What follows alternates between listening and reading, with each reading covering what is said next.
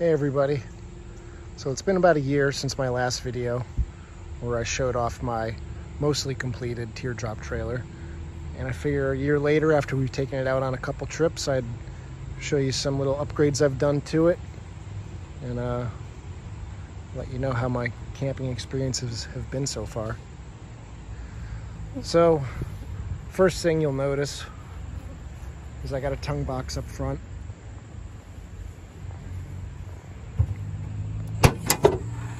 From Tractor Supply.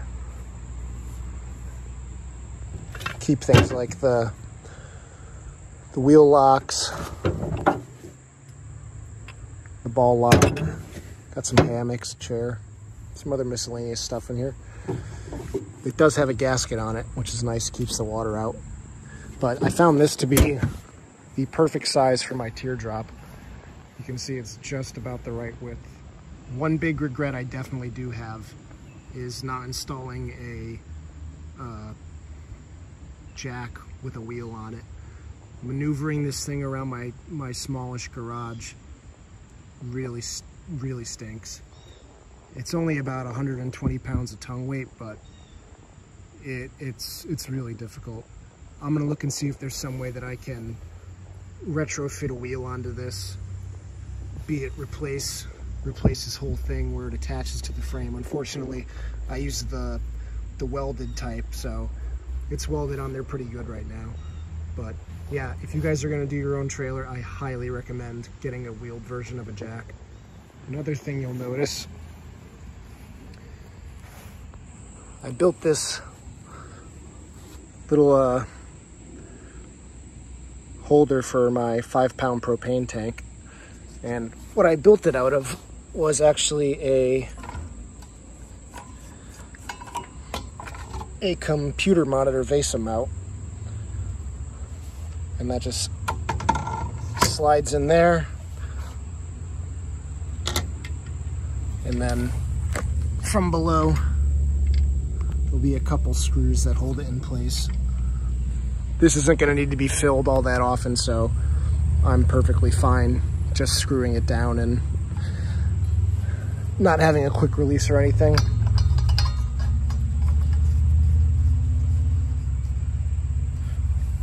But I did run the propane line underneath the trailer all the way back to the galley.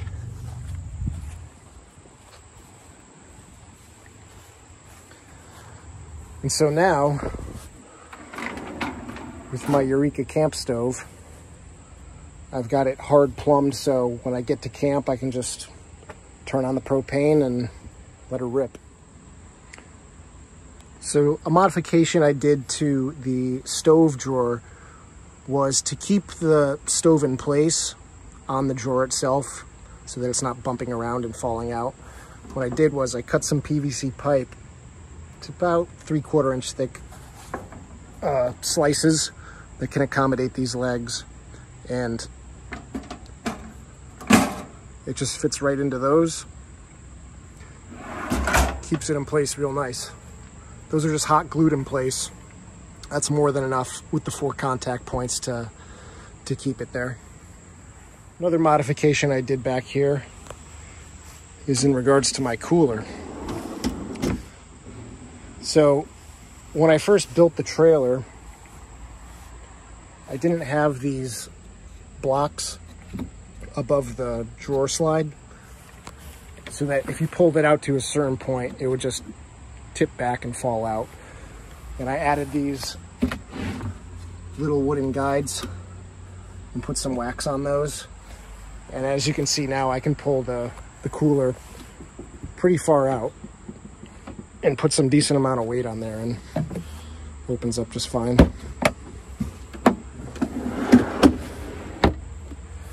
And you can see now all the cabinetry is mostly done.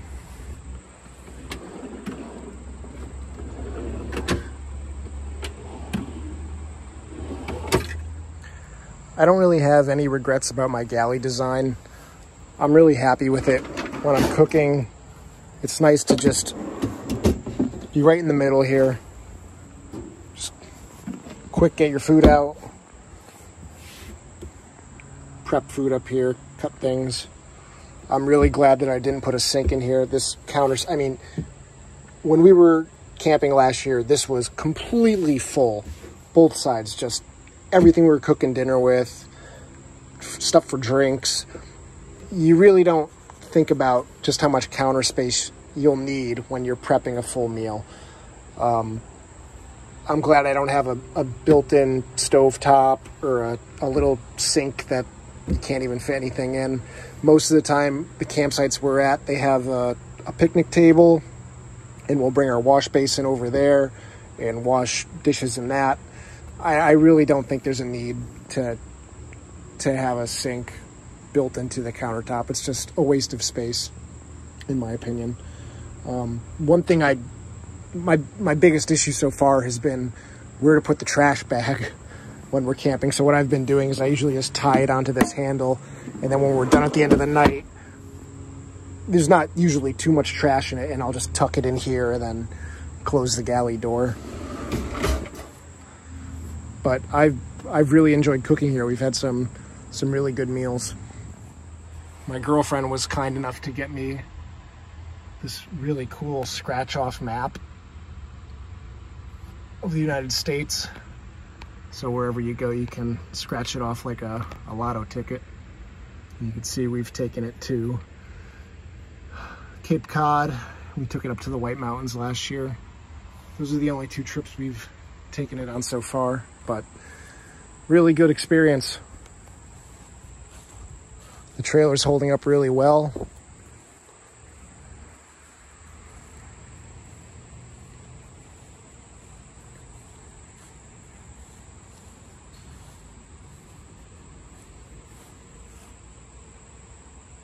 I did have some issues last year when we went to the White Mountains towing it. It was absolutely downpouring, and we got to the campsite and I opened up the door and the mattress was absolutely soaked right here. I haven't really been able to pinpoint where it came from, but my best guess is that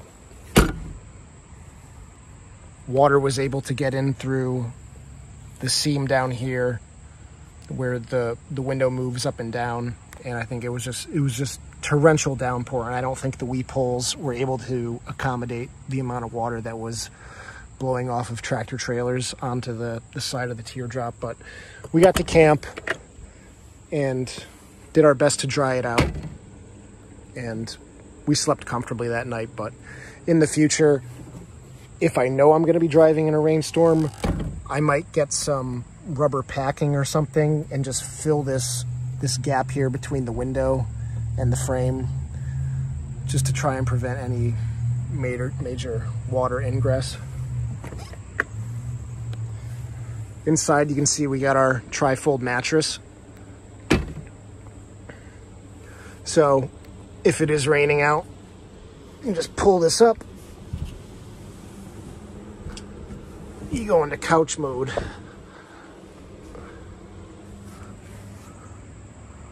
And it's really comfortable. I'm 6'2", and I can sit on it in couch mode and cross my legs. I got size 12 feet. You can see I'm not even barely touching the headboard. It's a nice place to spend time. I got the fan on right now because it's about 95 degrees out today. The next mod I did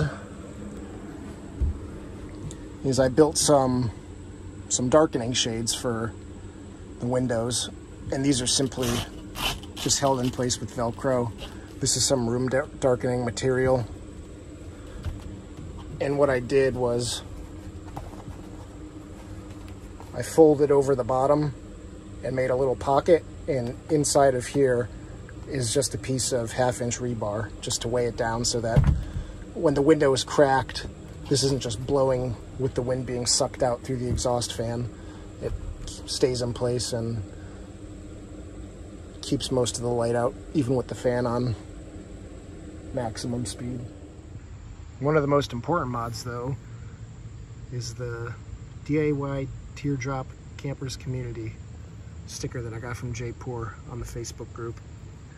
I don't know if he has any more at this point, but if you guys build your own teardrop, you gotta get a sticker. This way you can see each other when we're on the road. Those are the main upgrades that I've done in the last year.